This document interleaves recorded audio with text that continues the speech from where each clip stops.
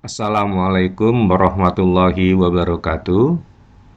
Apa kabar anak-anak?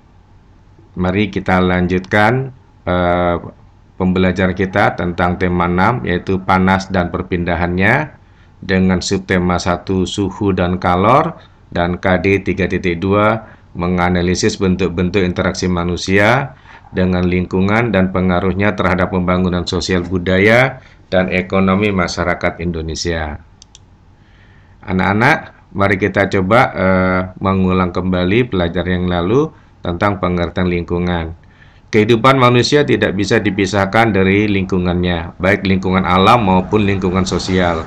Kita bernapas memerlukan udara dari lingkungan sekitar. Kita makan, minum, menjaga kesehatan, semuanya memerlukan lingkungan. Jadi lingkungan adalah segala sesuatu yang ada di sekitar manusia yang mempengaruhi perkembangan kehidupan manusia, baik langsung maupun tidak langsung. Lingkungan alam adalah lingkungan yang terdiri atas benda mati dan makhluk hidup, di mana lingkungan ini dijadikan sumber penghidupan bagi makhluk hidup. Interaksi lingkungan dapat berlangsung antara makhluk hidup dengan makhluk hidup atau makhluk hidup dengan benda mati. Nah, ini adalah beberapa contoh interaksi yang terjadi dalam lingkungan alam. Yang pertama, banyaknya tumbuhan menjadikan daerah tersebut menjadi lebih sejuk. Daerah yang masih banyak tumbuhannya cenderung memiliki air tanah yang baik dan melimpah. Yang kedua, para petani menyesuaikan waktu tanam dengan musim hujan agar tanamannya dapat tumbuh dengan baik.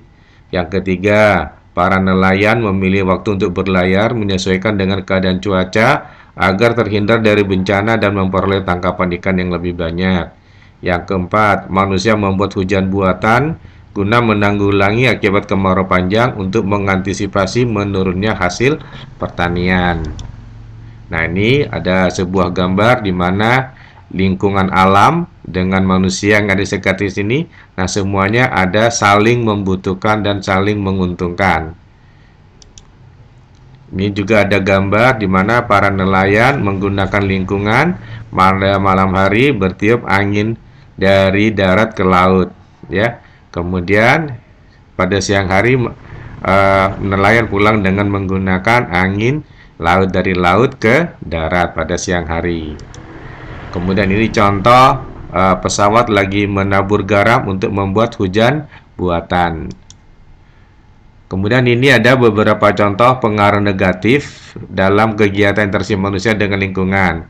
Contohnya dalam bidang pertanian, pengaruh negatif yang terjadi misalnya penggunaan pupuk buatan yang berlebihan dan merusak tanah. Nah, untuk memperbaikinya dengan menggunakan pupuk alam dari kotoran hewan. Di bidang perikanan, pengaruh negatifnya limbah sisa pengolahan ikan menimbulkan pencemaran lingkungan. Nah, ini untuk memperbaikinya dapat dibuatkan tepung silase ikan dari limbah daging, tulang, dan insang dapat digunakan sebagai bahan pembuatan pupuk atau pakan ternak ikan. Kemudian di bidang peternakan ada pembuangan limbah yang peternakan ke sungai menyebabkan bau tidak enak yang menyengat. Nah, untuk memperbaikinya adalah limbah ternak dapat dimanfaatkan untuk bahan makanan ternak dan pupuk organik. Ini adalah contoh membajak sawah di mana manusia dengan makhluk hidup yang lainnya, hewan dan tumbuhan, dan benda mati, tanah, air, dan udara, ini semuanya saling berinteraksi. Beberapa cara melestarikan lingkungan alam. Yang pertama, melestarikan sumber daya air. Satu, menghilangkan kebiasaan membuang sampah di sungai, menggalakkan penanaman pohon, menjaga kelestarian hutan, menggunakan air secukupnya, dan tidak membuangkan limbah industri. Ini beberapa saja, mungkin ada tambahan lagi. Kemudian melestarikan udara bersih. Yang pertama, menanam banyak pohon di sekitar rumah, menggunakan bahan bakar ramah lingkungan. Tiga, mengurangi penggunaan kendaraan pribadi, tidak merokok, mengurangi kegiatan membakar sampah, dan tidak membakar lahan atau hutan. Melestarikan kesuburan tanah. Satu, mengadakan pemupukan tanah. Dua, tidak membuang sampah sembarangan. Tiga, mendaur ulang sampah plastik.